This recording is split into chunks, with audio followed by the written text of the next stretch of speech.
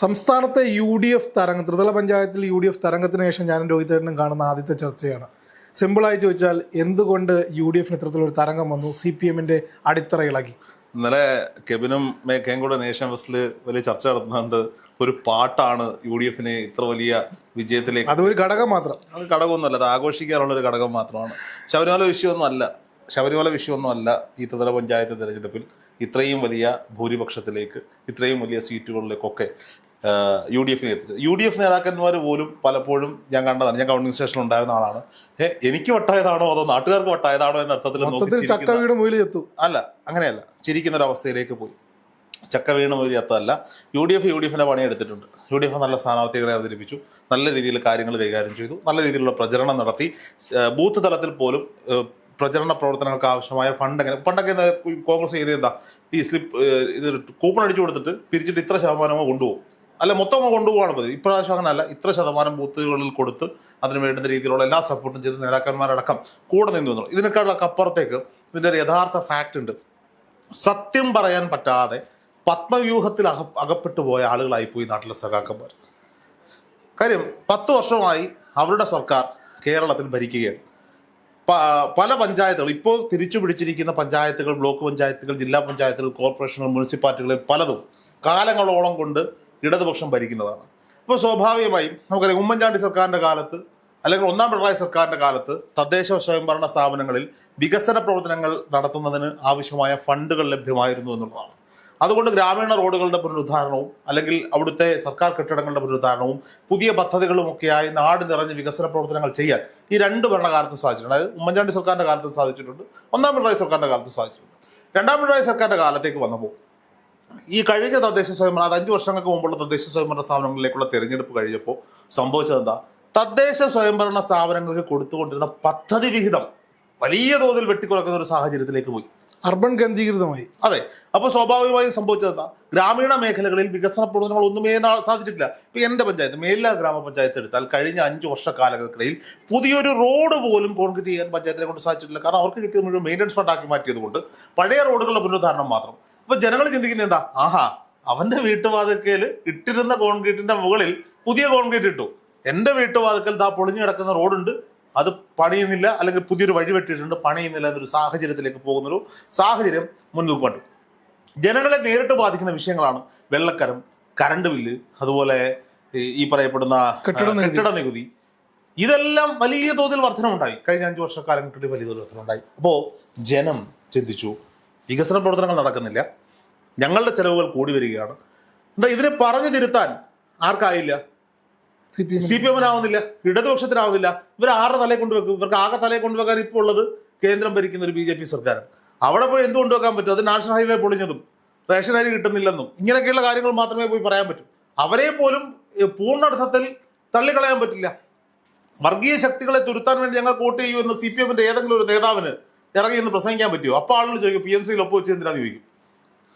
ഞാൻ പറയുന്നത് ശരിയല്ലേ? വെള്ളാപ്പള്ളി എന്ന ഫാക്ടർ രണ്ടാമത് വരും. ഇപ്പൊ സ്വാഭാവികമായിട്ടും ജനങ്ങളിലേക്ക് സാധാരണഗതിയിൽ നടക്കുന്ന സ്കോഡ് വർക്കുകളിൽ കൃത്യമായി രാഷ്ട്രീയം സംസാരിക്കാൻ പറ്റാത്ത ചക്രവ്യൂഹത്തിലകപ്പെട്ടു പോയ നേതാക്കന്മാരായി പോയി ഇടതുപക്ഷത്തിന്റെ നേതാക്കന്മാർ. ഇതിന് സാഹചര്യം ഒരുക്കിയത് രണ്ടാം പിണറായി സർക്കാരാണ്. അപ്പോൾ ആ ഗ്യാപ്പ് ജനങ്ങൾ എന്ത് ചിന്തിച്ചു? ഞങ്ങൾക്കൊന്നും കിട്ടുന്നില്ല, BJP വോട്ട് ചെയ്തിട്ട് കേരളത്തിലൊന്നും സാധിക്കാനില്ല. പിന്നെ അടുത്ത ആശ്രയം ആരാണ്? UDF ആണ്. UDF-നെ സംബന്ധിച്ചിടത്തോളം ഈ 10 വർഷക്കാലം കൊണ്ട് കേരളത്തിലും 14 വർഷമായിട്ട് കേന്ദ്രത്തിലും 11 വർഷമായി കേന്ദ്രത്തിലും അധികാരം നഷ്ടപ്പെട്ട് നിൽക്കുകയാണ്. അപ്പോൾ ഇവർക്കൊരു അവസരം കൊടുത്താൽ ഇവരിനി എന്താണ് ചെയ്യാൻ പോകുന്നത് എന്ന് ഒരു ചിന്ത സാധാരണക്കാരായ ജനങ്ങൾക്കുണ്ടായി. അതിനുമപ്പുറത്തേക്ക് ഈ UDF-നെ തമ്മിൽ തല്ലാനോ ഒന്നും ഉള്ളൊരു ആയുസ് ഉണ്ടായിരുന്നില്ല. ഇനിയിപ്പോൾ തുടങ്ങും. ഇതുവരെ ഉണ്ടായിരുന്നില്ല. അപ്പോൾ സ്വാഭാവികമായും പിടിച്ചു നിന്നേ പറ്റൂ. ഇല്ല, ജീവൻ പോകുമെന്ന സാഹചര്യത്തിൽ ഒരു പാമ്പിന്റെയോ പുലിയുടെയോ വാല് തൂങ്ങി കിടന്നാലോ അതി കയറി പിടിച്ച് രക്ഷപ്പെടാൻ ശ്രമിക്കുന്ന ഒരു അവസ്ഥയുണ്ട്. ആ അവസ്ഥയിലേക്ക് എത്തി നിൽക്കുകയാണ് UDF. എങ്ങനെയെങ്കിലും ഒന്ന് ജയിച്ചാൽ മതി എന്ന സാഹചര്യത്തിൽ അവർ നല്ല രീതിയിൽ വർക്ക് നടന്നു. അതായത് കുതുകാല് വെട്ടും അടിപ്പണിയും ഒക്കെ ചിലയിടങ്ങളിൽ മാത്രമേ നടന്നിട്ടുള്ളൂ എന്നുള്ളതാണ്. അപ്പോൾ സ്വാഭാവികമായും അതിനെ ജനങ്ങൾ ഏറ്റെടുക്കുകയാണ്. നമ്മൾ കണ്ടതാണ് പല ഈ ഇലക്ഷൻ പ്രചരണത്തിന്റെ ഭാഗത്ത്. ഞാൻ ഈ ഇലക്ഷൻ പ്രചരണത്തിന്റെ ഭാഗത്ത് കുറേ ദിവസം മാറി നിന്ന ഒരാളാണ്, ഇലക്ഷൻ പ്രചരണത്തിനൊപ്പം ഉണ്ടായിരുന്ന ഒരാളാണ്. അപ്പോൾ പല മേഖലകളിൽ നമ്മൾ വോട്ട് ചോദിച്ച് ചെല്ലുമ്പോൾ ഇവർക്ക് മുഖത്ത് നോക്കി ചിരിക്കണോ പറയണോ, അപ്പോൾ കൺഫ്യൂഷനാണ്. ഇവർ ആർക്ക് വോട്ട് ചെയ്യുന്ന നമുക്ക് മനസ്സിലാവാത്തൊരു സാഹചര്യം ഉണ്ടാവും. ഇതിന് കാരണം ഇവർ ഉറപ്പിച്ച് വെച്ചിരിക്കുകയാണ് വോട്ട് UDF കൊടുക്കും. പക്ഷേ ഇപ്പോൾ ഒന്ന് ചിരിച്ചു കഴിഞ്ഞാൽ BJP-കാരനെയും CPM-കാരനെയും ഒഴിവാക്കാൻ പറ്റത്തില്ല. ഇനി ഇലക്ഷൻ കഴിഞ്ഞു, UDF സ്ഥാനാർത്ഥികൾ ജയിച്ചു കഴിയുമ്പോൾ ഇവർ വാഹനത്തിലൊരു റാലിയൊക്കെ നടത്തുന്നു ഈ വീടുകളെ. അങ്ങോട്ട് ചെല്ലുമ്പോഴത്തേക്ക് ഇവരുടെ മുഖത്ത് എല്ലാവരുടെയും മുഖത്ത് ഭയങ്കര സന്തോഷം കൈവീശി കാണിക്കുന്നു. അപ്പോൾ നമുക്ക് മനസ്സിലാവും ഈ വീടും UDF-ന് അനുകൂലമായി വോട്ട് ചെയ്തതാണ്. അവർക്ക് ഭയമില്ല. കാരണം എന്താ പറയുക, ഇത്തവണ കുത്തകകൾ പലതും തകർന്നു. കെവിനെ ഞാൻ പറയുന്നു, കുത്തകകൾ പലതും തകർന്ന് തരിപ്പണമായി എന്നുള്ളതാണ്. തീർച്ചയായും. അതായത് ഈ പൊതുവിലും CPM-ന് ഉണ്ടാകുന്നൊരു പ്രശ്നം, ഏറ്റവും കൂടുതൽ CPM-നെ സ്നേഹിക്കുന്ന ആളുകൾ എന്താ, സാധാരണക്കാരാണ്, കർഷക തൊഴിലാളികളാണ് എന്നൊക്കെയാണ് വെപ്പ്. അതായിരുന്നു ഒരു കാലത്ത്. ഇന്ന് രാവിലെ ഞങ്ങളുടെ നാട്ടിൽ ഒരു ആൾ മരണപ്പെട്ടു, അറ്റാക്ക് വന്ന് മരണപ്പെട്ടു. അവരൊക്കെ ഇപ്പോൾ ഞാൻ ഒരാട് സംസാരിച്ചാൽ ഞാൻ പറഞ്ഞ അവരൊക്കെ വോട്ട് ചെയ്യാൻ കാത്തില്ല. അവർക്ക് അരിവാൾ കണ്ട അരിവാളിലെ കുത്തുപോകും. അടിസ്ഥാന വർഗമാണ്, ജനങ്ങളാണ്, സാധാരണക്കാരാണ്. അരിവാൾ കണ്ടാൽ അരിവാളിൽ മാത്രം കുത്തുന്ന ഒരു വലിയ ജനപക്ഷം നമുക്കൊപ്പം ഉണ്ടായിരുന്നു. അവരെയൊക്കെ പറ്റിക്കുകയല്ലേ ഇവന്മാർ ചെയ്തത്. കാര്യം എന്താ, ഒരർത്ഥത്തിൽ ഒന്ന് നേതാവായി ഒരു പഞ്ചായത്ത് മെമ്പറായിരിക്കട്ടെ, 5 വർഷം കഴിയുമ്പോൾ അവൻ്റെ ഭാര്യയോട് മത്സരിപ്പിക്കും. അടുത്ത 5 വർഷം ഭാര്യ കഴിയുമ്പോൾ വീണ്ടും ഒരു തവണ കൂടി അവൻ മത്സരിക്കും. ഒരു 4-5 തവണ ആയി കഴിയുമ്പോൾ ഒന്ന് മാറ്റം വേണ്ടേ എന്ന് വിചാരിച്ച് ചേഴക്കാരിയോ പെങ്ങളെയോ പെങ്ങളുടെ ഭർത്താവിനെയോ ആരെങ്കിലും ഒന്ന് മത്സരിപ്പിക്കും. ഇവർ പറയുന്നത് എന്താ, ഞങ്ങളല്ലാതെ വേറെ ആര് സഖാവേ എന്താ ചോദിക്കുന്നത്. നീയൊന്ന് മാറ്റി നിർത്ത്. എല്ലാ പാർട്ടികളും അത്തരത്തിലുള്ള സമീപനം സ്വീകരിക്കുന്നില്ലേ? എല്ലാ പാർട്ടിയും എനിക്കറിയത്തില്ല. ഞാൻ പറയുന്നത് അതിൽ ഒരുപാട് മാറ്റം UDF-ൽ ഉണ്ടായിരുന്ന ഒരു കാലഘട്ടത്തിൽ. ഇപ്പം ഞാൻ എൻ്റെ പഞ്ചായത്തിനെ കുറിച്ച് പറയുമ്പോൾ എല്ലാ ഗ്രാമപഞ്ചായത്തിൽ 4-5 പേര് ഈ പറയുന്ന ഭാര്യ ഭർത്താവ് കാറ്റഗറിയിൽ മത്സരിച്ചുകൊണ്ടിരിക്കുന്നു. UDF-ൽ അങ്ങനെ മത്സരിച്ചത് ഒരാൾ മാത്രമാണ്. അത് എന്തുകൊണ്ടാണെന്ന് വെച്ചാൽ SC സംവരണ വാർഡിലേക്ക് ഒരു ജനറൽ വിഭാഗത്തിലേക്ക് ഒരു ഇത് നടക്കുമ്പോൾ എക്സ്പീരിയൻസ്ഡ് ആയിട്ടുള്ള ഒരാളെ മത്സരിപ്പിക്കണം എന്നുള്ളത് കൊണ്ട് മാത്രം കഴിഞ്ഞ ഓണത്തെ മെമ്പറായിരുന്ന ആളുടെ ഭർത്താവിനെ അവിടെ മത്സരിപ്പിച്ചു. ബാക്കി എല്ലാ വാർഡുകളിലും പുതുമുഖങ്ങൾക്ക് അവസരം കൊടുത്തു, പുതിയ ആളുകൾ വരട്ടെ എന്ന് തീരുമാനം എടുത്തു. അതുകൊണ്ട് എന്താ, ചരിത്രത്തിൽ ആദ്യമായി ഈ ഗണേഷ് കുമാറിന്റെ കേരള കോൺഗ്രസ് നിൽക്കുമ്പോൾ കിട്ടാത്ത 16-ൽ 11 സീറ്റും വാങ്ങി 10 വർഷങ്ങൾക്ക് ഇപ്പുറം മേലില പഞ്ചായത്ത് UDF പിടിച്ചു. അവിടെ ആരെയൊക്കെ നേർന്നറിയോ, ഇടതുപക്ഷത്തിൽ 2 ചിഹ്നത്തിൽ സ്ഥാനാർത്ഥി ഉണ്ടായിരുന്നു, മെഴുകുതിരി ചിഹ്നത്തിൽ സ്ഥാനാർത്ഥി ഉണ്ടായിരുന്നു, നമ്മുടെ ബസ് ചിഹ്നത്തിൽ കേരള കോൺഗ്രസ് ബിയുടെ സ്ഥാനാർത്ഥി ഉണ്ടായിരുന്നു, അരിവാൾ ചുറ്റിക നക്ഷത്രത്തിൽ സ്ഥാനാർത്ഥി ഉണ്ടായിരുന്നു, അരിവാൾ നെൽക്കതിരിൽ സ്ഥാനാർത്ഥി ഉണ്ടായിരുന്നു. UDF മത്സരിച്ചത് ഒറ്റയ്ക്ക് ഒരു ഒറ്റ പാർട്ടിയില്ല, കോൺഗ്രസ് കൈപ്പത്തി ചിഹ്നത്തിൽ 16 സ്ഥാനാർത്ഥികളെ നിർത്തി. 16 സ്ഥാനാർത്ഥികളിൽ 11 പേരും ജയിച്ചു വന്നു എന്നുള്ളതാണ്. അപ്പോൾ കുത്തകകൾ പലതും തകർന്നു വീണു. ഞാനൊരു ഉദാഹരണം പറയുന്നത് മാത്രമാണ്, ഇതുപോലെ പലയിടങ്ങളിലും സംഭവിച്ചു. മേലെ പഞ്ചായത്തിന്റെ പരിധിയിൽപ്പെടുന്ന 3 ബ്ലോക്ക് ഡിവിഷനാണ്. ഒരു ബ്ലോക്ക് ഡിവിഷൻ മാത്രമാണ് പതിറ്റാണ്ടുകളായി കോൺഗ്രസിൻ്റെത് അല്ലെങ്കിൽ UDF-ൻ്റെത് എന്ന് പറയാൻ പറ്റുന്ന ഒന്ന് മാത്രമായിരുന്നു. കഴിഞ്ഞ തവണ ഞാൻ അതിൽ 2ാമത്തെല്ലാം മത്സരിച്ചത്. അപ്പോൾ ഞാൻ മത്സരിക്കുമ്പോൾ എന്നോട് അവിടുത്തെ പല ജനപ്രതിനിധികളും അവിടുത്തെ നേതാക്കൾ നിനക്ക് എന്താ ഭ്രാന്താണെന്ന് ചോദിച്ചു. ജയിക്കാനൊന്നും പോകുന്നില്ല എന്ന് പറഞ്ഞു. 2000 വോട്ടിന്റെ ഭൂരിപക്ഷത്തിൽ ഇടതുപക്ഷം ജയിച്ചുകൊണ്ടിരുന്ന ഡിവിഷനെ 750 കൊണ്ടുവരാൻ എനിക്ക് സാധിച്ചു. ഇത്തവണ അത് നമ്മൾ മറിച്ചു. ഇത് UDF മറിച്ചിട്ടു എന്നുള്ളതാണ്. 3 ബ്ലോക്ക് പഞ്ചായത്തുകളും പിടിച്ചു, ജില്ലാ പഞ്ചായത്തും പിടിച്ചു. ഇത് വലിയൊരു സാഹചര്യമാണ്. നമുക്കറിയാം, കെബിൻ പോയി ഇന്റർവ്യൂ എടുത്താണ് തലവൂർ ഡിവിഷൻ മത്സരിച്ച ഡോക്ടർ മീര. ഒരു പ്രതീക്ഷയില്ലാത്ത സ്ഥാനാർത്ഥി ക്വാളിഫൈഡ് ആയിരുന്നു, സ്ഥാനാർത്ഥിക്ക് വർക്ക് അറിയാമായിരുന്നു, സ്ഥാനാർത്ഥി കുടുംബ പാരമ്പര്യമുള്ള രാഷ്ട്രീയ പാരമ്പര്യമുള്ള കുടുംബത്തിൽ നിന്നാണ്, അധ്യാപികയാണ്, ഡോക്ടറേറ്റ് ഉള്ള ആളാണ്. പക്ഷെ അവിടുത്തെ ഒരു കാറ്റ് ഇടത്തോട്ടായിരുന്നു. ആ ഇടത്തോട്ട് പോയ കാറ്റിനെ തിരിച്ചു വിട്ട് UDF കാറ്റാക്കി മാറ്റാൻ അവിടുത്തെ പ്രവർത്തകർക്ക് സാധിച്ചു എന്നുള്ളതാണ്. പിന്നെ UDF-നുള്ളിൽ അഹങ്കാരവും അഹന്തയും കുത്തിത്തിരിപ്പും ഈ താൻകോയ്മയും ഉള്ള പഞ്ചായത്തുകൾ പലതും നഷ്ടപ്പെട്ടു. അത് അവരുടെയൊക്കെ എന്താ പറയാ കയ്യിലിരിപ്പിന്റെ ഗുണം എന്നേ പറയാൻ സാധിക്കും. ഈ ട്രെൻഡ് 2026 നിയമസഭയിലേക്ക് 100% അതിലേക്ക് പോകും. ഇല്ല, ചെറിയ ട്രെൻഡ് ആണോ? നമ്മളെപ്പോഴും പറയുന്നത് എന്താ, നിയമസഭ ചർച്ച ചെയ്യുമ്പോൾ UDF പിടിക്കും, പക്ഷെ തദ്ദേശം എപ്പോഴും ഇടതുപക്ഷത്തിനൊപ്പം. അത് മറിക്കാൻ പറ്റില്ല. അത് ഇവിടെ മറിഞ്ഞിട്ടുണ്ടെങ്കിൽ എഴുതി വെച്ചോ കെവിനെ, ഇത് ട്രെൻഡാ, നിയമസഭയിലേക്കുള്ള ട്രെൻഡാ. ഈ ട്രെൻഡ് നശിപ്പിക്കാൻ LDF-ഉം BJP ശ്രമിക്കും. നിങ്ങൾ പറയുമ്പോൾ തിരുവനന്തപുരം കോർപ്പറേഷൻ കിട്ടിയെന്നുള്ള അല്ലാണ്ട് വേറെ എന്ത് മഹിമയാണ് BJP ഉണ്ടായിട്ടുള്ളത്? ജില്ലാ പഞ്ചായത്തുകളിൽ കാസർഗോഡ് ഒരു ഡിവിഷനാണ് കിട്ടിയേക്കുന്നത്. ഇല്ല, ജില്ലാ പഞ്ചായത്ത് കിട്ടിയിട്ടില്ല. ജില്ലാ പഞ്ചായത്തുകളിൽ ഒരു ഡിവിഷനാണ് കിട്ടിയിരിക്കുന്നത്. ബാക്കി മുഴുവൻ ഭൂരിഭാഗവും UDF-നും ബാക്കി LDF-നുമാണ് കിട്ടിയിരിക്കുന്നത്. അപ്പോൾ നമ്മൾ മനസ്സിലാക്കണം, BJP ഇവിടെ ഈ കഴിഞ്ഞ ദിവസങ്ങളിലൊക്കെ എല്ലാവരും BJP-യുടെ മഹിമയാണ് ചേർത്തത്. BJP-യുടെ മഹിമ അല്ല അവിടെ ചർച്ച ചെയ്യേണ്ടത്. ഒന്നുമില്ലായ്മയിൽ നിന്ന് ചവിട്ടി താഴ്ത്തിയെടുത്തുനിന്ന് ഇനി ഉയർന്നു വരില്ല എന്ന് പറയുന്ന ഒരു മഹാപ്രസ്ഥാനം, ആ പ്രസ്ഥാനത്തിന്റെ തിരിച്ചുവരവാ. കുഞ്ഞുമാണി ഉണ്ടോ? ഇല്ല. കീഴൂട്ട കൊച്ചാട്ടനുണ്ടോ? ഇല്ല. ആരുമില്ല. അവർക്കൊപ്പം ഉള്ളത് മുസ്ലിം ലീഗും പിന്നെ RSPയുടെ അവസ്ഥ നമുക്കറിയാം. എങ്കിലും ഇന്നലെ തൊട്ട് അസീസ് അണ്ണനൊക്കെ വാ തുറന്നു തുടങ്ങിയിട്ടുണ്ട്. എങ്കിലും ഞാൻ പറയാണ്, സമയമായി വരട്ടെ. ഞാൻ പറയാതല്ല, ചുരുക്കം ചില പാർട്ടികളെ മാത്രം ചേർത്ത് പിടിച്ചുകൊണ്ട് ഐക്യ ജനാധിപത്യ മുന്നണി അവർ ഐക്യത്തോടെ മുന്നോട്ട് പോയാൽ, മാണിയുടെ പാർട്ടി ജോസ് കെ മാണിയുടെ ഒക്കെ അടപ്പ് കീറുന്ന റിസൾട്ട് അല്ലേ നമ്മൾ കണ്ടത്. എടുത്തു പറയേണ്ടുന്ന ഒരു ചേച്ചിയുണ്ട്, കോട്ടയത്ത് മത്സരിച്ച ഒരു ചേച്ചി ലതിക സുഭാഷ്. ബാർബറയും വിളിച്ചോണ്ട് വന്ന് ഇന്ദിരാഭവന്റെ മുന്നിലിരുന്ന് മുടി മുട്ടയടിച്ച് നിയമസഭ സീറ്റ് ഇടുന്നത് സ്വന്തം ജില്ലയില് ഒരു ഡിവിഷനിൽ മത്സരിച്ചിട്ട് 3ാം സ്ഥാനത്ത് പോയില്ലേ ഇടതുപക്ഷത്തിന്റെ. അവിടെ CPM കൂടെ ഉണ്ട്, CPI കൂടെ ഉണ്ട്, മാണി കൂടെ ഉണ്ട്, ആരൊക്കെ കൂടെ ഉണ്ട്, ബാലകൃഷ്ണയുടെ പാർട്ടി കൂടെ ഉണ്ട്, ബി കൂടെ ഉണ്ട്, ആരൊക്കെ കൂടെ ഉണ്ട്. ലതിക സുഭാഷ് അനുഭവിക്കണം. ഞാൻ പറഞ്ഞതല്ല, അന്ന് ഈ ഞാൻ പറയുന്ന നേതാക്കന്മാർ ആരുമല്ലോ, ഇവിടെ സാധാരണക്കാരായ പ്രവർത്തകരുണ്ടാ ഈ ലതിക സുഭാഷിന് ജയ് വിളിച്ച കോൺഗ്രസ്സുകാർ, ലതിക സുഭാഷിന്റെ പോസ്റ്ററുകൾ ഒട്ടിച്ച സാധാരണക്കാരായ കോൺഗ്രസ്സുകാർ, ലതിക സുഭാഷിന്റെ നേതൃത്വത്തിൽ നിന്ന വനിതാ കോൺഗ്രസ്സുകാർ, അവരുടെയൊക്കെ മനസ്സൊരുക്കുള്ള പ്രാക്ക്, കണ്ണീര്, അതാണ് 3ാം സ്ഥാനം നേടിക്കൊടുത്തത്.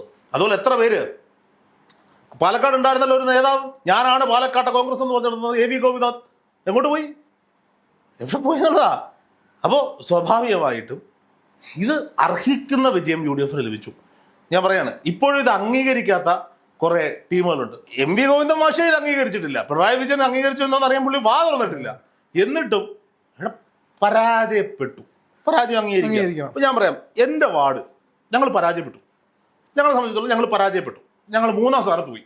BJPയും CPM ഞങ്ങളുടെ കുറെ വോട്ടുകൾ കൊണ്ടുപോയി. പ്രവർത്തിക്കാഞ്ഞിട്ടല്ല, വർക്ക് ചെയ്യാഞ്ഞിട്ടല്ല, BJP ജയിച്ചു പോകുമോ എന്ന പേടിയിൽ അവിടുത്തെ ഒരു വിഭാഗം ആളുകൾ CPMന് വോട്ട് ചെയ്തു. സംഭവിച്ചു, പരാജയമാണ്. ഞങ്ങൾ 100% അംഗീകരിക്കും. ഞങ്ങളുടെ കഴിവുകേടാ. ഞങ്ങൾ ഈ പഞ്ചായത്ത് പിടിച്ചു എന്ന് പറഞ്ഞാലും അവിടുത്തെ 7ാം വാർഡിലെ UDF കഴിവുകേടാ. ഇത് അംഗീകരിക്കാത്ത കുറെ പേര്. ഞാൻ പറയാം, ജാഫർ സാദിഖ് എന്നും പറഞ്ഞ ഒരാൾ, എനിക്കറിയത്തില്ല ഇവനേതാണ്. അപ്പൊ സ്വാഭാവികമായിട്ട് നമ്മൾ നമ്മുടെ രാഷ്ട്രീയ മാധ്യമ പ്രവർത്തകർ എന്ന നിലയിൽ അപ്പുറത്തേക്ക് ചിന്തിക്കുമ്പോൾ നമുക്ക് നമ്മുടേതായ രാഷ്ട്രീയമുണ്ട്, രാഷ്ട്രീയ പ്രവർത്തനമുണ്ട്, ഇതൊക്കെ ഉണ്ട്. അപ്പോൾ എന്ത് പോസ്റ്റ് ഇട്ടാലും അതിൻ്റെ അടിയിൽ ഇവൻ വരും. വയനാട്ടിലെ വീട് എന്നിട്ട് ഇവൻ പറഞ്ഞതറിയോ, ശബരിമലയിലെ സ്വർണം കൊണ്ടത് ഏതോ UDF-കാരനാണ്. എവിടെ കാലത്ത് സ്ക്രീൻഷോട്ട് കൊണ്ടുവരും. ജാഫർ സാദിഖിനൊക്കെ നമ്മൾ മറുപടി, ഇവൻ ഏതാണെന്ന് എനിക്കറിയാം. ഇവന്റെ പ്രൊഫൈൽ നോക്കുമ്പോൾ ഗൾഫിലാണെന്നാണ് കാണുന്നത്. ഗൾഫിലാണോ ഏത് പൂഞ്ഞാറ്റിലാണോ വിളിച്ചിരിക്കുന്നത് നമുക്കറിയില്ല. ഇവരൊക്കെ നമ്മൾ മറുപടി കൊടുക്കാൻ നിന്നാ അർഹിക്കാത്തവർക്ക് നമ്മൾ മറുപടി കൊടുക്കരുത്. ശരിയല്ലേ? അതെ. കുറെ കമന്റുകൾ. അതുപോലെ നേഷൻ ഫസ്റ്റിന്റെ വീഡിയോയുടെ കമന്റ് ബോക്സിൽ വന്ന് ഇവിടുത്തെ പെൺകുട്ടികളെ ലൈംഗിക ചുവയോടെ സംസാരിക്കുന്ന കുറെ നാരകളുണ്ട്. ഇതൊന്നും കാണാതിരിക്കുമല്ല, നിന്റെയൊക്കെ ഐഡന്റിറ്റി ഞങ്ങൾ തപ്പുന്നുണ്ട്. കിട്ടുന്ന ദിവസം